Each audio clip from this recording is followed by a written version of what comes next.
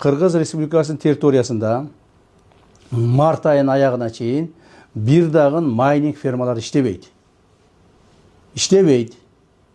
Эгерде кимдир бирөө майнинг фермасын кошконго аракет кыла турган болсо, катуу жазага тартыласыңар. Бул бир.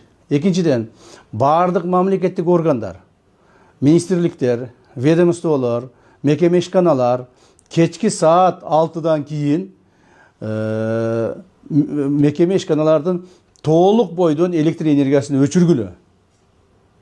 Себеби кээ бир министрликке кирсең түнү менен кондиционерлер иштеп турат. Ар бир этажда, ар бир кабинетте эртең менен келгиче жылуу болуп калсын деп кондиционер жандырып коюп кетасыңар. Андай болбойт. Энергетиктер ушуну катуу көзөмөлгө алалы. Бизде эчкиде бир тоңуп кала турган деле бир 20-30 градус суук жок. Эч нерсе болбойт. Эртең менен жумушка келгениңерден кийин жарым саатта кабинетиңер ысыса. Эч нерсе болбойт. Түнү менен ушу өчүрүп кое турган болот. Кечки саат 6-дан баштап мекеме ишкана, мамлекеттик мекеме ишкана, ведомстволор, органдардын бардыгы светтериңерди өчүрүшүңөр керек. Туура кээ бир мекеме ишканалардын территориясы чоңураак. Аны ал жерде кантип карайбыз дейсиңер.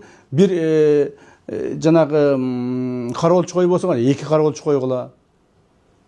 2 кароолчунун ордуна 4 кароолчу койгула. Бирок светтерди өчүргүлө. Мына ушул маселелерди катуураак байкагыла.